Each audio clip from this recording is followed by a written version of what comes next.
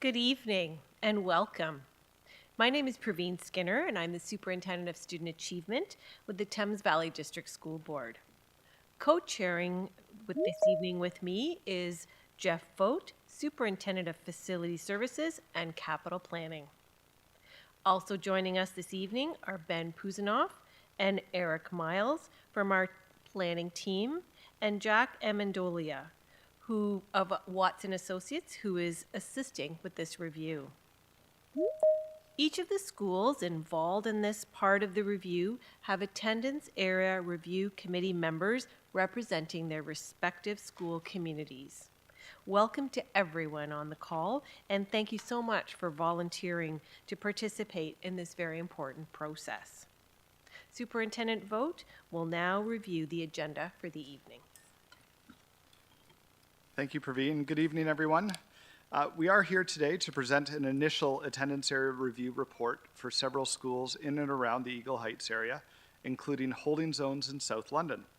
The report contemplates potential attendance boundary changes.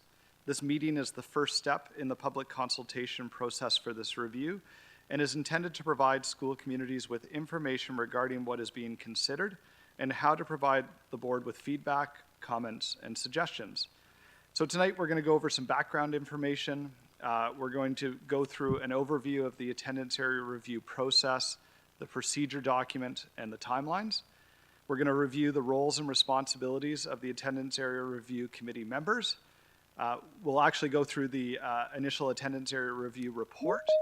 We will open everything up for questions and answers, and then we will have some closing remarks and say good evening.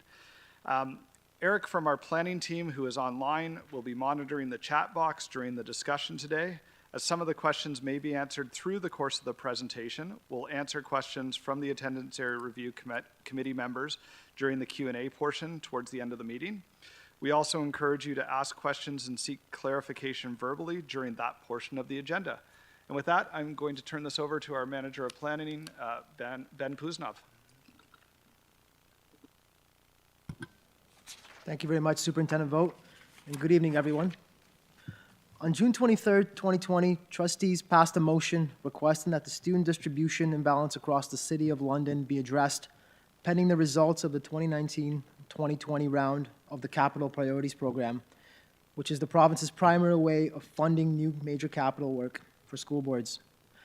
The overarching feedback that we got from the ministry as part of that round of the Capital Priorities Program was that the TVDSB should improve facility utilization within the City of London before seeking capital grants for new schools and additions. Subsequent to those discussions with the ministry, administration has been formulating potential boundary changes for the board's consideration for both elementary and secondary schools across the city. The initial attendance area review report for elementary schools in London was set to be presented to the Board of Trustees on November the 23rd of 2021.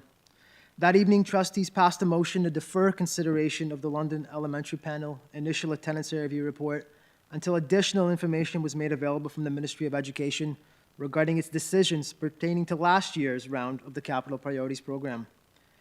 Trustees also requested that administration provide information regarding various French immersion schools. On January the 25th, a new report was presented to trustees that incorporated the Ministry of Education's most recent capital approvals in London, including a 300 pupil place addition at Eagle Heights. At that meeting, trustees also received additional information regarding the board's French immersion boundaries in central London. Trustees formally initiated an attendance area review at the January 25th meeting. The review is split up into 5 geographic areas of the city, and one such focus area includes Eagle Heights and surrounding schools, including long-standing holding zones in South London.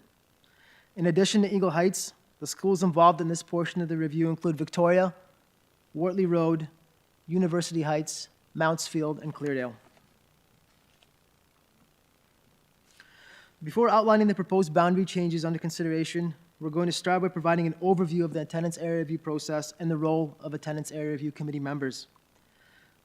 An attendance area review process is by which school boards change boundaries to optimize enrollment and balance attendance areas across specific geographic locations. This is a process that's generally needed because of growing or declining enrollment and is done in order to ensure that optimal learning environments are available for all of our students.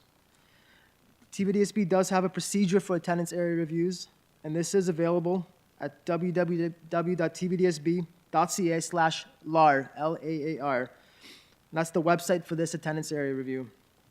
The website also has many other great resources, including a Q&A page and interactive maps to illustrate potential boundary changes for each school under consideration.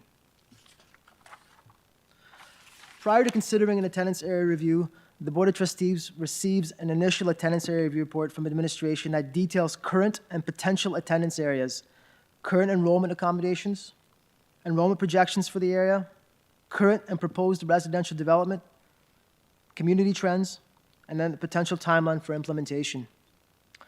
If trustees initiate the attendance area review process, formal public consultation is then undertaken through the formation of an attendance area review committee and school-level subcommittees, whose feedback and input is considered by the trustees through the decision-making process. As mentioned, the initial attendance area review report for this review was presented to trustees on January 25th. At this meeting, we did receive direction to proceed with obtaining public feedback regarding the options that were presented in the report. Since that board meeting in January, volunteers to sit on this attendance area review committee have been recruited with the help of the principals of the schools involved in the review. We'd like to thank everyone again for participating in this important process. Following this evening's attendance area review committee meeting, AARC members for each school will be asked to host virtual school-level meetings in order to obtain feedback from each school community. The AARC members of each school subcommittee will need to designate a chair and a secretary for their school-level meeting in order to help manage discussion and record feedback. Following the receipt of public feedback from the school communities, administration will review the comments provided and prepare what is known as a final attendance area review report. As part of the attendance area review process, members of the public are also provided with the opportunity to make delegations to the board regarding the final report and its recommendations. This is then followed by a decision of trustees at a subsequent board meeting. Once a decision is made, administration works to implement the boundary changes in accordance with the timeline as determined by trustees. This slide provides an overview of the timeline for this particular review. Following this evening's AARC meeting, it is expected that the virtual school-level meetings will take place in April and in March in order to obtain public feedback from each of the school communities involved. In accordance with the attendance area review procedure, there are a number of important dates specifically related to the public consultation process. April 13th is the deadline for subcommittees to request any additional information that their school communities may require in order to supplement the information contained in the initial attendance area review report. Information will be intended to assist school communities with evaluating the options under consideration. Administration will be distributing additional material that's requested to all school communities that are involved in the review. April 29th is the last date on which school-level subcommittee meetings are to be held. And then finally, May 13th will be the deadline for subcommittees to submit reports on their school community's input. Administration will be reviewing the public feedback received through the school community reports and assembling a final report for trustees' consideration in May. Presentation of the final report, public delegations, and a trustee decision are expected to occur in June of this year, with implementation scheduled for September of 2023 for any boundary changes. As mentioned, the Attendance Area Review Committee is made up of volunteers from each school community that is involved in the attendance area review process, including parents and guardians, chair of the school council, and chair of the Home and School Association if one exists. Attendance Area Review Committee members are vital to the success of the attendance area review process, and they're critical for obtaining feedback regarding the boundary changes under consideration from the school communities. In addition to running their respective school-level subcommittee meetings, committee members are responsible for producing that final subcommittee report that documents all of the public feedback received from the school community. Thames Valley Administration will be providing Attendance Area Review Committee meeting members with template documents in order to assist subcommittees with running their meetings. That includes agenda and minute-taking documents, as well as subcommittee report templates. We'll also provide presentation slides that summarize the changes under consideration for inclusion in each respective school community presentation. Subcommittees are also welcome to include their own information as part of their presentations to their school communities. TVDSD staff will act as a resource following these meetings if any questions arise or additional information is required by the school communities in order to evaluate the changes that are being considered. At this point, I'm going to hand the presentation over to Jack Amendolia, who will review the boundary changes being considered. Jack? Thanks, Ben, and hi, everybody. So I'm going to start by reviewing the main elements of the recommendations. I'm going to start out at a high-level area, and then I'll get into more of the details with regard to each particular recommendation. So a couple of the recommendations are quite small and what we tend to refer to as more of housekeeping scenarios.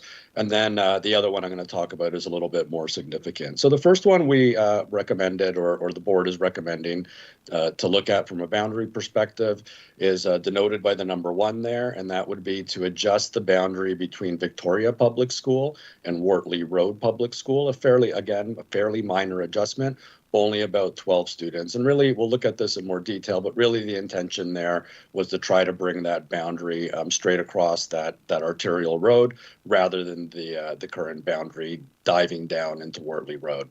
The second one is the one that's a little bit more significant. So I'm just going to skip to number 3 for a second, and then we'll talk about number 2. So the third one up at the top of your screen is, again, a minor adjustment, only involving about 5 existing students, and it's really taking the area just north of the CP railroad tracks that's currently part of Eagle Heights boundary, and it would make it a permanent part of University Heights. Again, so there's not that crossing of the railway line. And then number 2 was the more significant recommendation that we talked about a couple of minutes ago, and that would be to relocate some holding zones and make them part of some permanent attendance areas. So it'd be relocating Victoria Public School holding zone to Mountsfield and Cleardale.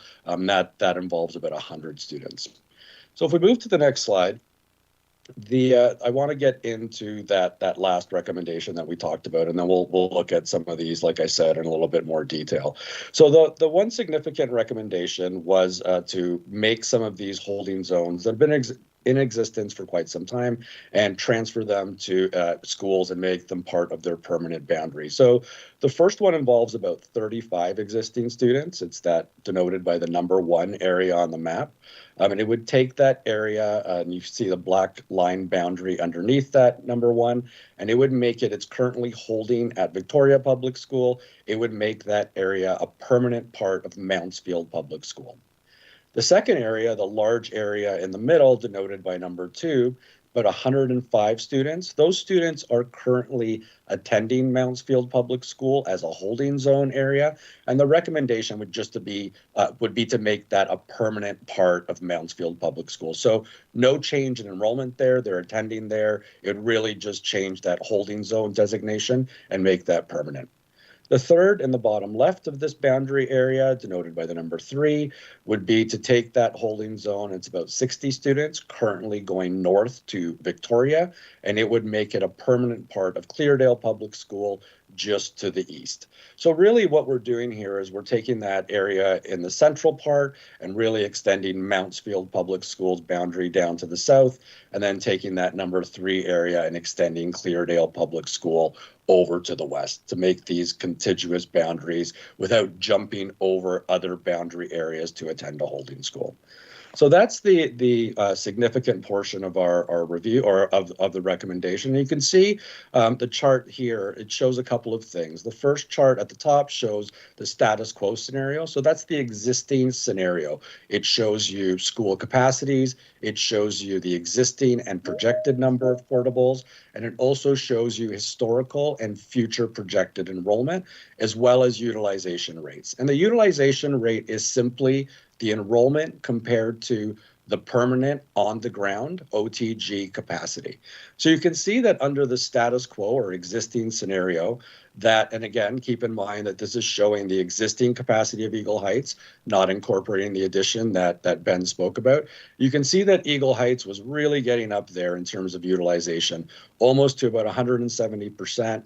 And when you look at the projected number of portable columns, about 21 portables would be necessary to accommodate that enrollment.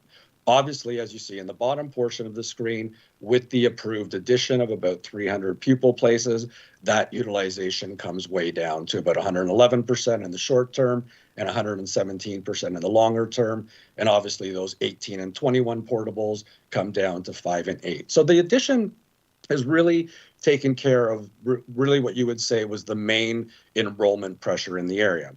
However, it was still, we think, necessary and viable to look at the other recommendations we just spoke about, and you can see some of the impacts of those as well. So you see Cleardale pretty well utilized at 82, 87% in the status quo, with the return of that holding zone, making it a permanent part of its boundary, up to about 100%. Moundsfield, again, pretty well utilized in the status quo, a little bit higher in the proposed scenario, about still fairly decent utilization rates of about 108% in the short term, gets a little bit higher in the longer term, about 120%. So you can see that those impacts were pretty positive for those schools that were getting the holding zone. The one thing that becomes glaring in this example is that Victoria Public School, under the status quo scenario, that was really one of the only schools that had low utilizations or surplus space. Once that holding zone is removed and assigned to those permanent school areas that we discussed, that utilization rate drops even further to about 40%. So that's obviously something that we now need to address. So if we move to the next slide. So what we did to address that Victoria utilization rate, and just really for some quick added context here, before we knew about the addition to Eagle Heights, as part of this boundary review, obviously we had to deal with the enrollment pressures that we were just looking at under the status quo scenario. Under that original recommendations that we considered, part of it was a grade structure at Eagle Heights that was going to send a portion of enrollment south to Victoria Public School. So we didn't really have, under that original scenario, any surplus space or any utilization issues at Victoria. Obviously, with the permanent addition that we just discussed, that option wasn't necessary anymore, but that leads us to this surplus space issue that we talked about at Victoria. So to deal with that, when we looked at Eagle Heights, even with the proposed addition or the approved addition, in the longer term, you still, the portables start to get up to about 8. There are still some enrollment pressures at the school. So to try to alleviate those a little bit, and also considering the surplus space we have at Victoria Public School, the proposal is to send that area highlighted in red or by the red boundary with the number 1 south to Victoria Public School. So that would, it's about 30-ish students now, but there is some growth in that area as well that will start to supplant enrollment at Victoria Public School and improve some of those utilization rates. So at this point, we're going to get into some of the details and really for the benefit of everyone on the call tonight, looking at some of those roads, you really understand what area of the boundary we're talking about and what area is being impacted. So the first one in terms of detail that we're going to get into is really that first minor change I spoke about with regard to fixing the Victoria and Wartley Road boundary. So right now it's that area in yellow that goes that basically goes south into Wartley, and what the proposal would be to just cross that right across Elmwood and close that boundary off so you don't have that little area that dives down. So just making it a little bit cleaner and not having that arterial road to cross. So that was the first minor housekeeping change we discussed. The second area is what we talked about in the holding zone. So again, what you see here, really what you want to focus on is Mountsfield that is all that orange area. So the new boundary is what we talked about. It just pushes south and encompasses those two holding zones that we discussed. And then you can see that in the southern part of this area, the Cleardale boundary that we discussed, the holding zone is what's being highlighted right now, and it all becomes green, so it would all become part of Cleardale Public School boundary. And then the other changes that we talked about, the first one will go into the northern part, and that was that part of Eagle Heights that would become part of University. So that was just north of the CP railway tracks and being highlighted right now. And again, like we talked about, very minor, only a handful of students in that area. And then one of a little bit of a more substantial change was the last one that we discussed. That was really an add-on to the original 3 recommendations to help Victoria Public School enrollment. And that area is east of the river, originally or right now part of Eagle Heights, and that would be sent south to Victoria. So all that area in purple there. So that really deals with the recommendations that we discussed from an attendance boundary change perspective. But even with everything we talked about, and even taking that area of Eagle Heights that we just looked at and pushing it south to Victoria, Victoria still has some surplus space that we think that would be beneficial to deal with. So if we concentrate on this slide right now, what we would recommend would be a holding area assigned to Victoria Public School. So the area that is cross-hatched and outlined by the red solid line right now is an area that is currently expecting quite a bit of growth, approximately 1,000 units, a little bit over 1,000 units. And it's adjacent to Bostwick, or holding at Bostwick right now. It's the Bostwick neighborhood that's currently attending Sir Isaac Brock. Sir Isaac Brock is getting quite over capacity and not able to really have additional enrollment without tons and tons of portables, and we're not even sure that the site can handle additional portables. So something has to be done to try to alleviate those enrollment pressures. So the thought is to take this area, doesn't have any existing students in it yet, and to push it north to Victoria Public School. So it deals with the issues that we described at Sir Isaac Brock, but it also helps to supplant the enrollment or the surplus space that we discussed at Victoria Public School. So again, helps enrollment pressures and also helps some surplus space. So those are really the recommendations that encompass this area. If we move to the next slide, we get an understanding of exactly what these impacts are. And really, I mean, most of them we discussed, and most of the schools in this area were at 100% or very close to 100%. Really, the one school we discussed that wasn't there was Victoria, dropping down to about 40%. So in the midterm, we can see that it improves to about 55% from that 40% on the proposed solution before. And then when some of this growth from the Bostwick holding area that we talked about, as well as that area east of the river in the current Eagle Heights boundary, start to take effect, the school actually approaches about 80%. So it starts to get decently utilized by 2028. So I'm going to stop there, and I'm going to send it back to the team to see if there's any questions or comments from the group. Thanks for your attention.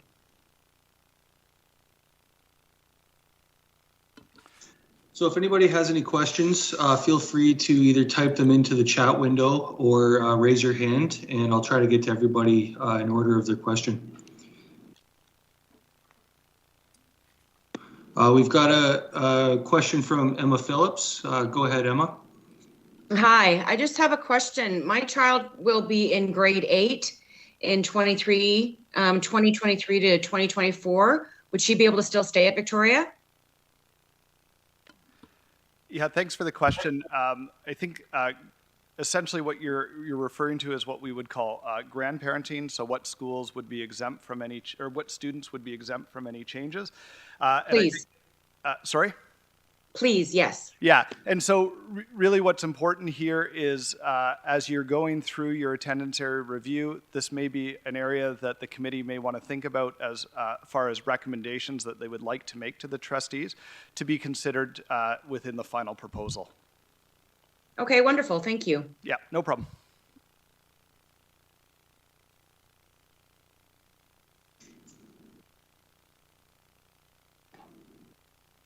Do we have any other questions? Leslie Green, go ahead.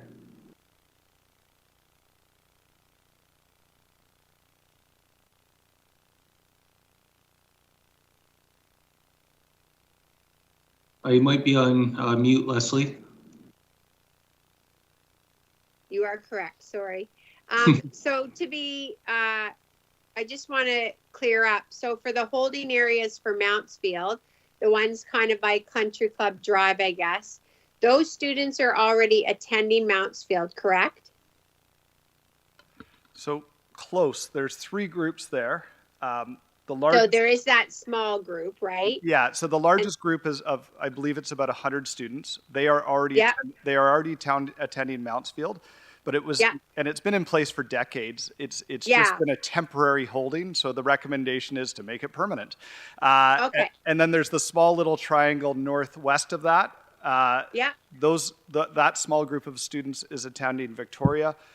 So this contemplates, rather than having them walk that far north past a couple of schools to attend Mountsfield, and the group to the south who are also attending Victoria, linking that into the Cleardale attendance area. Okay, thank you.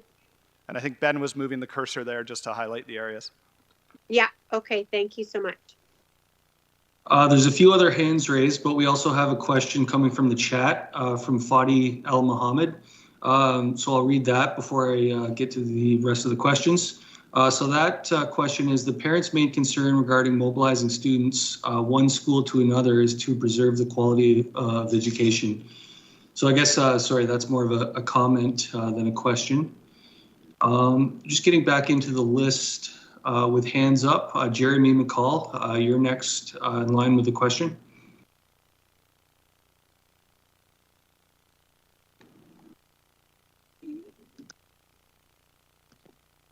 Yeah, I was just wondering. So I read the whole report, and everything in it made sense to me, other than the fact that Cleardale eventually by 2028 ends up at around 95%, if I recall correctly, and Mountsfield ends up in the 120% of capacity. As a Mountsfield parent, I'm just wondering, is there any possibility where those numbers could meet in the middle and each be 110 instead of being 30% apart? I do know a lot of parents in our school area would go to Cleardale if they had the option, given how far of a drive it is or a bus ride from that lower part of the school zone that you're showing there. Thanks very much for your question, Jeremy. So this is exactly the type of feedback that we would want to hear through the school community reports. So we would definitely consider that as part of the final report that's prepared for trustees' consideration, and trustees would certainly take that into account before making a decision. Thank you. The next question in line is from Jacqueline Pesquet. Go ahead, Jacqueline. Hi, can you hear me? Yep. Okay, thanks. And thanks for opening up for this meeting. I did not read the entire report, but I've read some of it. And I just wanted to first say the percentage question, like leveling out the percentage question and exploring what that would look like, was something that I wanted to mention. But also just a confirmation in the projection charts, so specifically for the Old South area, do those projection charts for Eagle Heights and Victoria take into consideration that section that showed up on the map to the right of the Eagle Heights area? Just to clarify, that was the sort of that last section that was contemplated moving Yeah. down. Yeah. So the final chart contemplates that move. That's correct. Okay, thank you. I just wasn't quite sure because you said that it happened after the the funding came. So I just wanted to make sure so that when we're preparing our reports, that those are the actual projections. Yeah, that last chart is the accurate one. Okay, thanks very much. The next question is from Fadi El Mohammed. Go ahead. Hi. Actually, maybe I wasn't clear in the chat. So basically, when mobilizing students from one school to another, I think the main concern is how we can assure parents that we would preserve the same quality of education that the student receives in existing or in the current school. Hi there. I'm happy to take that question. And, we agree with you. We want to have the consistency of programming. And fortunately, all of our schools follow the Ontario curriculum and have the same kind of resources available. So we would want to work with our schools and ensure exactly what you're saying, that we're continuing to offer our very best to our students.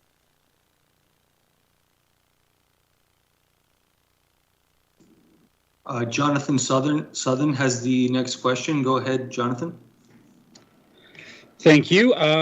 Couple of questions. First one, while you're on this slide already, can you explain the 5 years after implementation numbers, what sort of projections they take into account in terms of demographics? Jack, do you want to take this question? Yeah, I'd be pleased to. Thanks, Ben, and thanks for the question. Without taking up the rest of the session and getting into my methodology, I'll try to be brief. But basically, yeah, I mean, our numbers are based on a couple of main things. One of them is definitely census data. We look at trends going back to 2001, sometimes even further back, but basically 2001 to current. And a main sort of idea of our methodology is looking at relationships between that census data. So looking at, school-age children from age 0 to 18 in each school boundary and comparing that to actual enrollment trends. So what is the relationship? What is the participation rate of the board in that particular boundary compared to the 4 to 13-year-old kids in there? What are happening with births in those areas, and how is that going to impact the projection? So that's really one side of what we tend to refer to as the existing community side of the projection. Then separately, what we do is we look at growth entirely completely sort of removed from that, and we say, okay, we kind of know what's going to happen with the existing community, and in some areas that's all you need to know because they're built out. There's not really future growth outside of maybe some intensification. But then in the growth areas, what we do is we ensure that our forecasts are consistent with, in this case, the City of London's residential unit forecast. And then what we have is a database that's prepared for us from Census Canada that looks at pupil yields in every type of dwelling that you can imagine: condos, medium density townhouses, single families, how many bedrooms, how old are they? And from there, we derive this pupil yield cycle that we can then attach to the unit forecast to figure out how many kids are going to come from new developments. We basically mash those two together to get the projected enrollment. So I hope that, in 5 minutes or less, I hope that gives you an idea of how we project our enrollment. Oh, that's great. Thank you very much. Follow-up question. I'm wondering if someone can elaborate on the type of feedback you're hoping to receive coming out of our local school attendance area review meetings. Just provide a little clarity on what you want to see from those. Why don't I start and others can jump in? So I think, at the end of the day, we feel a need for some level of change. So I think we need to be upfront and transparent with folks that this will involve some movement of children at some point. I think what we're trying to do is, what we're hoping for from the feedback is a strengthening of the report. So if parents or school communities feel that there's an opportunity that's being missed, whether that's at a boundary consideration or a volume consideration, we've had some questions around grandparenting. At what age and stage do families see opportunities for us to maybe hold back or accelerate things, we would like to hear that feedback as well. I think, quite honestly, as much as we try to do our homework and we try to do our research, we don't necessarily live in every one of these neighborhoods, every one of these communities, and so we really look forward to that on the ground intelligence that the families can provide us with to strengthen the proposal.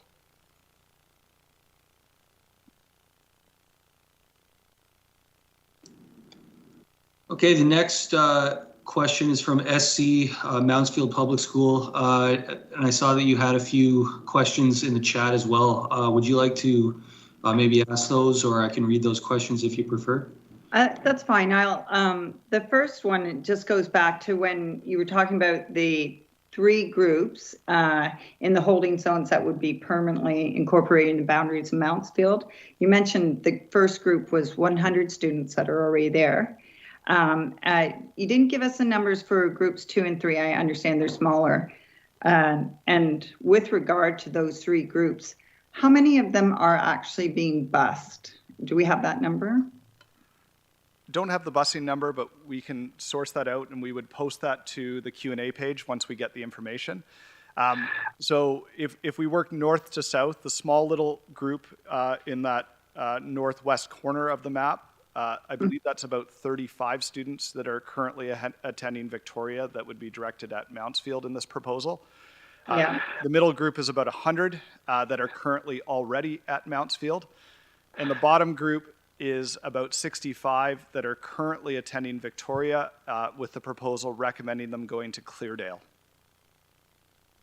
Okay. And then just with regards to that, and perhaps you don't have this information either, but do we have an estimate of the cost of busing per student and also the cost of portables per student? I see, from what I understand, the Mountsfield is the only school in this area that is proposed to have to get more portables. In fact, we don't have any, and it's proposed for 5. And those, and we don't know, as you said, how many of those students are would be bused from that holding zone. So I'm just wondering if we're busing and portables cost-wise. Do you have that number? Yeah, we don't have it off the top of our head here. Again, we're writing down these questions right now. The session's also being recorded, so we can revisit it. But we will post those responses to the website as soon as we're able to pull them together for you. Great.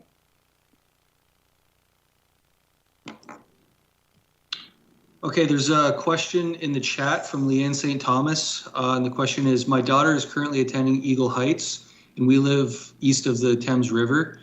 Do we have an option for her to continue to attend her home school, as we do not want to uproot our child? We're also concerned that she may not receive the same quality of education at Victoria School. Yeah, thanks for the question. Grandparenting would be sort of the route for trustees to consider an out-of-area exemption once this happens. So really, that is the only avenue if in fact this proposal is supported in the end.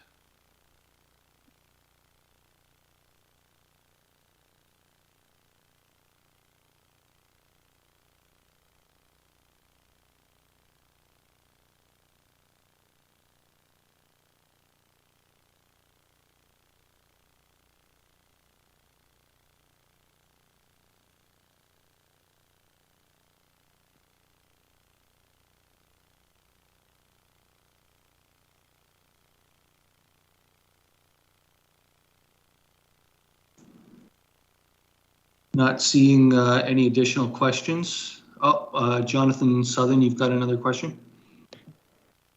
Sure. At least in the short term, Victoria will be significantly under capacity and quite small in terms of enrollment. Will there be any negative impacts on the quality of education as a result of that? And can anyone comment on that?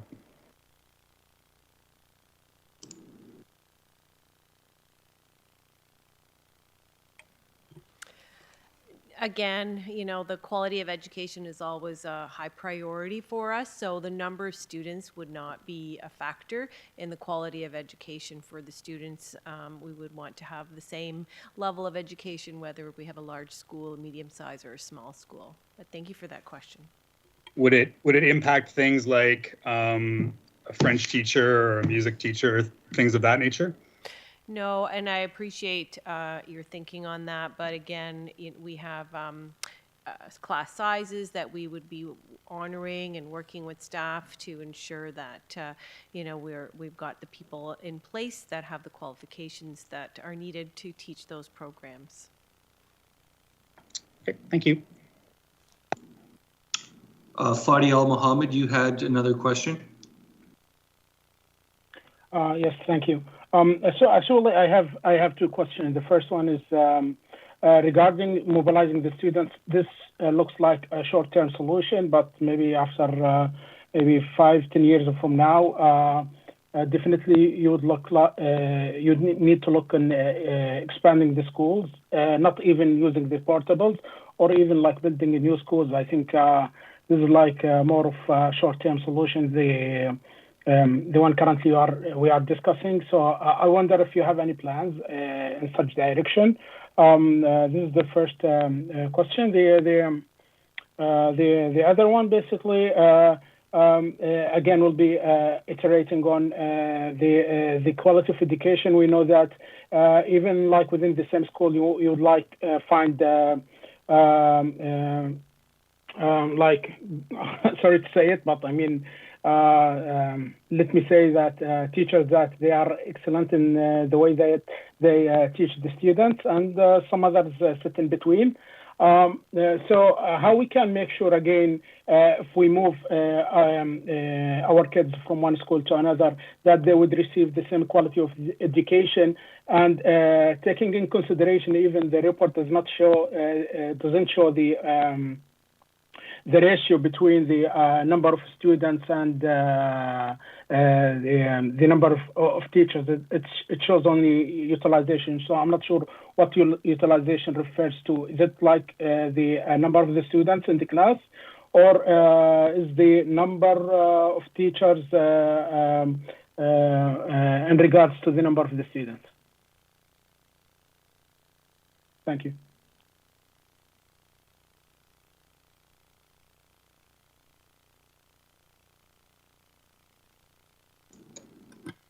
Thank you very much for the question.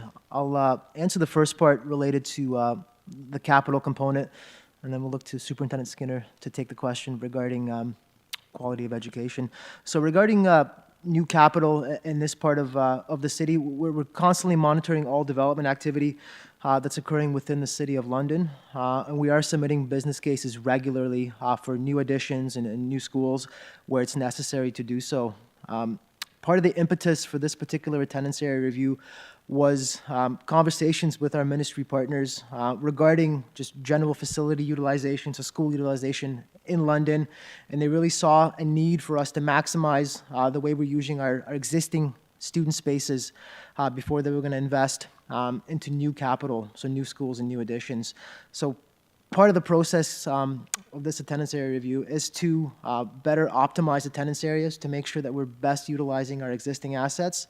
And as part of that, our long-term projections are certainly looking for new capital across much of London. I mean, we're growing very rapidly. The latest census information release did show we're growing at about 10% since the last census was done in 2016, and that's certainly projected to continue.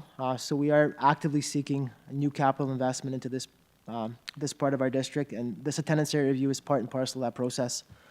Superintendent Skinner, did you want to take the second half of the question, please? Thank you, Ben. Be happy to do that. And again, I know this is a topic of front of mind with everybody this evening with regards to the quality of education. And again, that is something that we all strive for, and we want to ensure that we offer that in all of our schools, regardless of the size.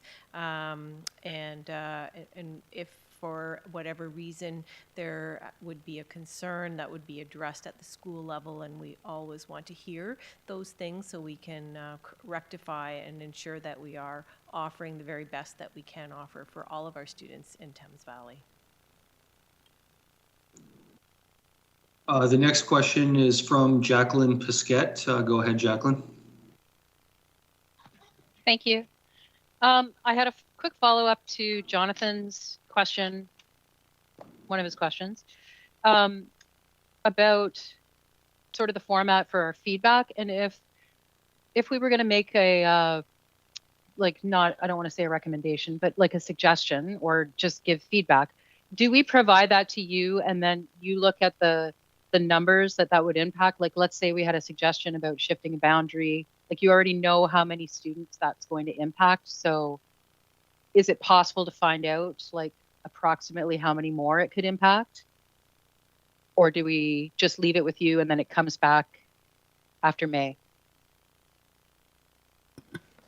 Thank you very much for the question. So as part of administration's role in this process is to support the attendance area review subcommittees. So any sort of additional information that you would require in order to make comments or recommendation to the board, we're certainly happy to provide that to you. We do have some dates around when that information should be requested. And then what we would do, if we hear from one school requiring specific information, we would distribute the answer to all schools, so all schools can consider that as part of their report writing process. Terrific, thank you. And one other question, I think that's going to be it, is if there's a, like based on what we know, like without going to too much projection, if there's going to be a known impact on a high school, like we feed certain high schools, so if that is going to be impacted, will we know that before we write up our feedback? Like if those boundary changes were to impact boundary change for high school? Thank you for that question. So as part of the London Attendance Area Review, we are looking at secondary school boundaries across the city as well. That process is scheduled to be rolled out next school year. So as part of that process, we will be considering any sort of decisions that trustees make as part of the elementary portion of this review and incorporating that into the recommendations next year. Okay, terrific. Thanks very much. Okay, we've got a few more hands up, but there's also been a few questions posted in the chat, so I'll get to those before we get back to the hands that are raised. So there's a question: how many portables does Cleardale have now and or is proposed? Thank you for the question. There are no portables currently at Cleardale. We could be reaching potentially one portable by 2028. The next question, in this chart, it says, does the 55/79% utilization for Victoria for 2023 and 2028 include the Eagle Heights grade 8s, or they clarify grade 7s and 8s, or are they separate and part of Eagle Heights numbers? And that question's from Jeremy McCall. Thank you for that question. So the grade restructuring at Eagle Heights is no longer proposed as part of this review. So the only boundary changes that are being contemplated around Eagle Heights is the movement of the grade, actually all students east of the river currently attending Eagle Heights are proposed to attend Victoria. So 7 and 8 students outside of that area would not be affected at Eagle Heights. The next question, are students currently and or proposed to be walking across Commissioners Road at the Wartley intersection?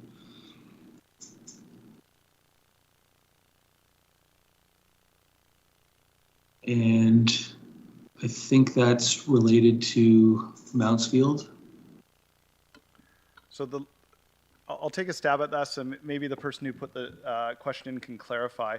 The crossing of commissioners happens already with the students in the 2 holding zones. So one of those holding zones crosses at Commissioners and goes to Victoria, or is bused down there. The other crosses Commissioners and already attends Mountsfield. So that crossing is already in existence. Hi, I'm Denise Goins, Chair of the School Council at Mountsfield. Yes, I asked that question because looking at the map, that's one of the busiest arteries we have in London, and I was looking at the map and I was just wondering, and I understand you don't know the numbers that are bused, but it would seem to me that some are actually walking across that street. And it would seem to me also that in considering boundary changes, do you have a policy regarding these sort of busy arteries? Because they could go to Cleardale, for example, and not have to ever cross a busy street. So I'm just wondering, is there a policy for that? Thank you very much for that clarification. So once trustees make decisions on potential boundary changes, our partners at the Student Transportation Services Consortium, they do an evaluation for every student, taking into account safety considerations. So students that wouldn't ordinarily be eligible for busing because of distance could become eligible depending on where they reside in relation to busy intersections. So that is certainly a consideration that's taken into account. I'm going to read two more questions out of the chat, and then I'll go back to the queue of hands that are raised. So this next question is from Fazil Osman. And the question is, Eagle Heights has been stretched and has been significantly over capacity. Would it make sense to counter this by ensuring Eagle Heights has a better or lower percentage to capacity during when planning for this implementation, given Eagle Heights seems to have a higher concentration of condos / non-detached homes?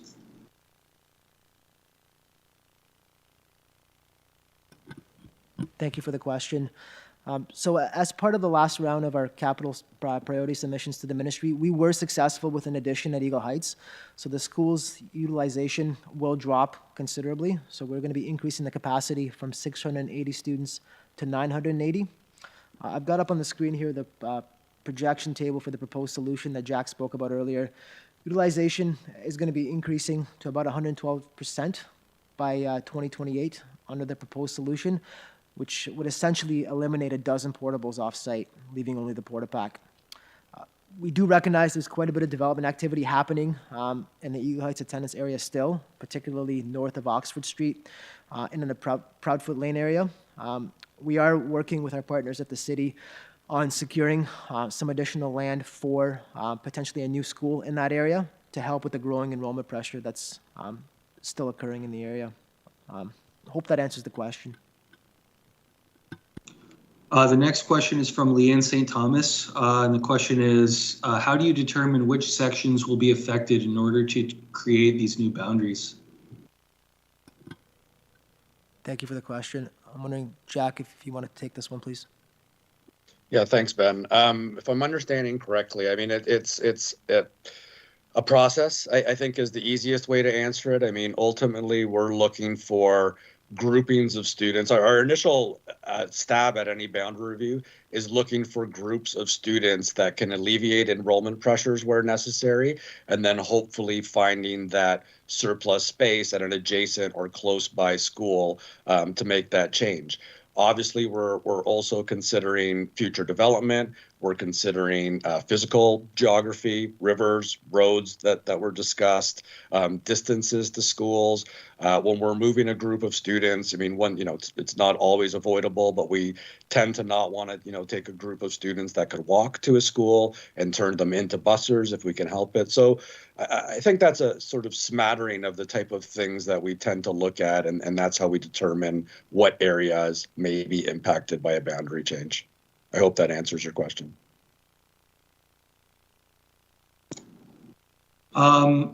Just going back to the chat.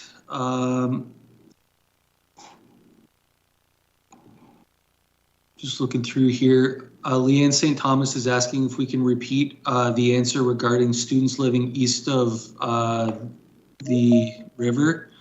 Will these students be affected? Sorry, she didn't hear the answer. So I believe this relates to the Eagle Heights change. So the students that are currently east of the river are currently attending Eagle Heights. This proposal contemplates having those students, I believe there's about 30, moving from Eagle Heights to Victoria Public School.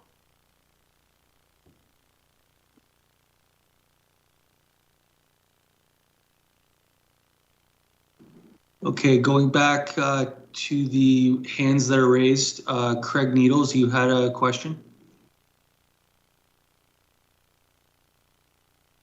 Thank you. I was wondering, I'm looking at the numbers surrounding Victoria and seeing that, you know, the 55, 70% numbers that we've talked about, and wondering what the reasoning is behind moving 12 students currently out of Victoria's catchment zone into Wartley Road Public School if Victoria is going to be sitting at 70/55% when we're done doing this. It just I understand moving the catchment zones from further south, but the one that one is the one that I was confused by. Can you explain the thought process there for me?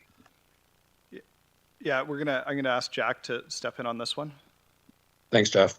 Yeah, that one was one of the ones we talked about at the beginning that was not significant in terms of numbers, but it was really more of what we tend to call a cleanup. And it relates a little bit to what I talked about in terms of the answer of what areas are impacted. So again, mostly it's from a number perspective, and you're quite right. When we already have surplus space, the question, and again, similar to what other staff has said tonight, those are the comments that we want to hear in terms of feedback. But in terms of our rationale of why we recommended it, it was just because we tried to extend the boundary across that arterial road rather than having a portion of Victoria boundary kind of dip down into Wartley. So again, it's you know, only a handful of students. You're right, it would slightly improve utilization, but the rationale was that we thought cleaning up that boundary and running it straight across that arterial road would provide more of a benefit, counter to the 12 students lost. Fair enough. If I'll just ask a follow-up real quick. Yep. I look at these numbers and think to myself, and hey, like, is this something that, you know, if this school is so poorly utilized, are we to be concerned about the future of the school if we're looking at these 70% or 55% numbers? We have no concerns about the utilization of that school. In the short term, there's certainly some excess space in the school. In the long term, we have no concerns. Fair enough.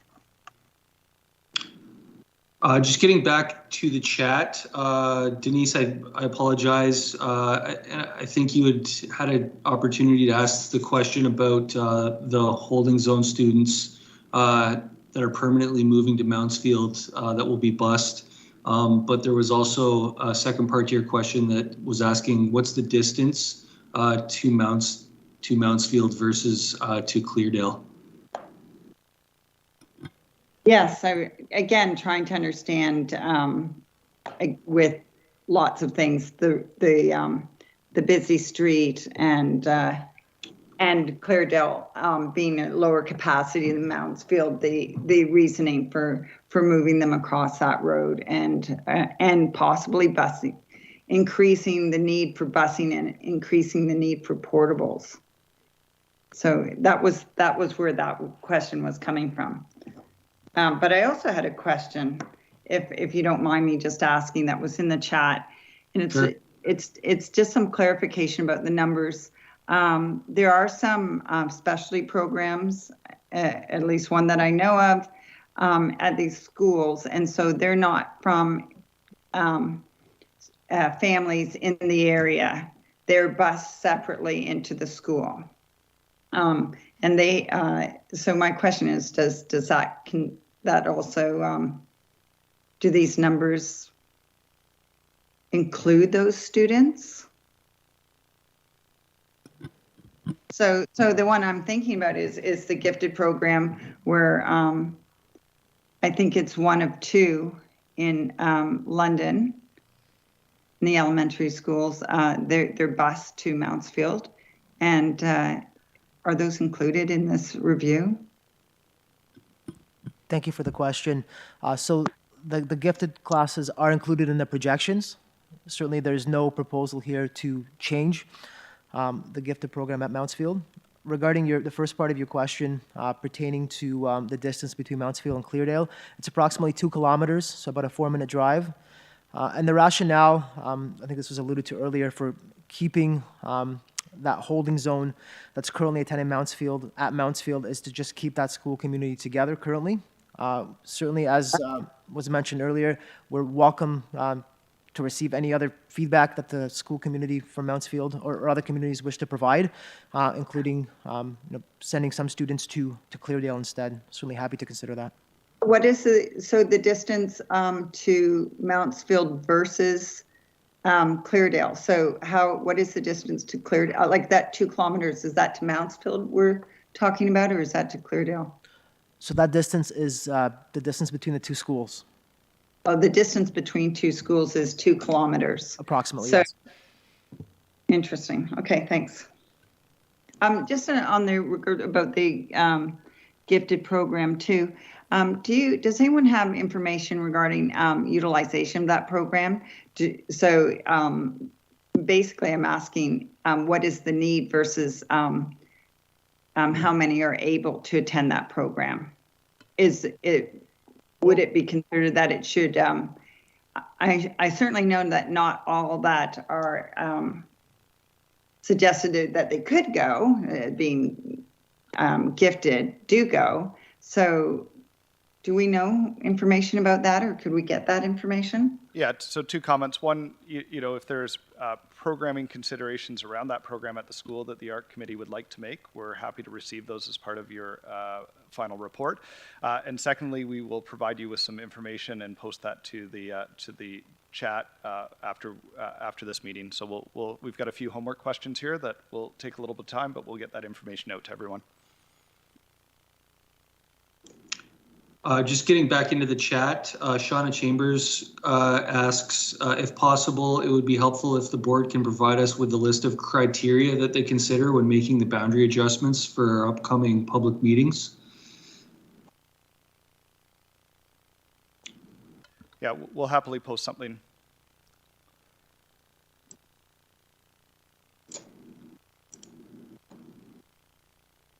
Sarah McCulley, you had a question? Hi, I'm wondering, kind of a follow-up question about this idea of like cleaning up the border. So what my family is at Wartley, we seem to be minimally impacted by this, and we kind of stay at around a 98%. So that all seems fine to me. But I am a little bit concerned about what's happening, I guess, to Mountsfield, that they're bumping up to 121%. And when I look at that border of the southern border of Wartley to Mountsfield, it's this very jagged line that just seems like, would it make sense for a few students or a street or something like that to move up to Wartley to help alleviate Mountsfield's issues that I think are going to arise for them? Yeah, again, we're happy to consider these recommendations as you go through your attendance area review work, and if we can help you with contemplating or formulating that idea, we're happy to do so at a staff level. Okay, thanks. So there's still a few hands up. I think everyone with a hand up asked a question, and maybe just forgot to take their hand down. Does anyone with a hand up still have a question they would like to address? I do. Go ahead, Jonathan. Cool. A comment first, I guess, and then a question. So in terms of the little adjustment there, the 12 students that would go from Victoria to Wartley, I appreciate that's a very minor change. As the parent of two of those 12 students, it's a significant change for us. So when talking about things like that, I just encourage you to be respectful of the fact that these are children that are moving schools, and that can be a significant impact on a family. That said, my main question is, because this all involves a lot of students changing schools, are we encouraged as our school community, and we're doing our review process, to talk with other schools? Is there a mechanism in place for us to do that? I know students that right now go to Victoria might want to talk to Mountsfield or Cleardale. Is there a process in place to allow that to happen easily? Thank you for that question. So all of the school community feedback should ideally be collected at those school level subcommittee meetings. With that being said, there's nothing precluding members from other school communities from attending other schools' subcommittee meetings. I think it would actually be encouraged. I think it would make for some good dialogue and provide opportunities to have some good feedback provided through each of those meetings. I hope that's helpful. Yeah, thank you. Denise, you had your hand up. Yeah, I was just about to put something in the chat just with regards to what the other gentleman was saying about the boundary changes at Victoria to Wartley, and this would reply to anyone.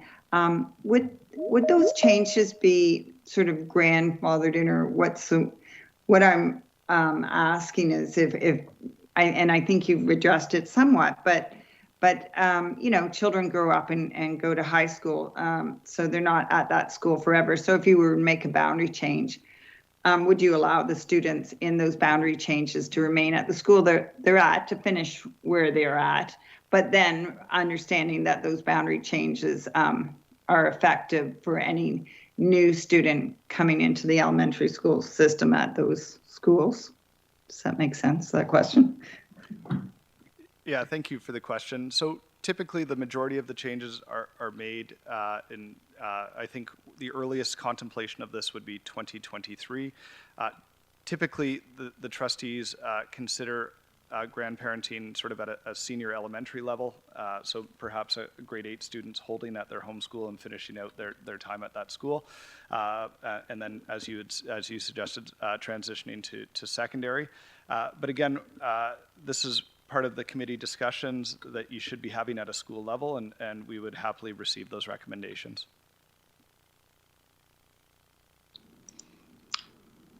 Okay, I'm not seeing any additional questions in the chat. Emma Phillips, you have your hand up. I think that was from before, but do you have a question?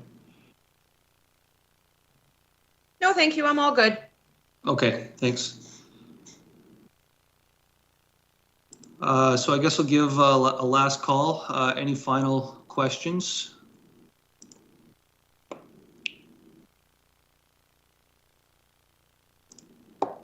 And not seeing any. So I think that'll conclude the question portion of the meeting. Thanks for everybody that asked a question. Thank you, Eric, for facilitating that for us. So the next step in the attendance area review process is the holding of the school level AARC subcommittee meetings for the purposes of gathering public feedback regarding the boundary change options under consideration. So the Thames Valley District School Board administrative team will be providing AARC members with a slide deck to include as part of this respective school level meeting, as well as template documents for meeting agendas, minutes, and a subcommittee report regarding the school community's input. Again, we truly appreciate all of you taking the time to join us this evening for this very important initiative. Thanks so very much.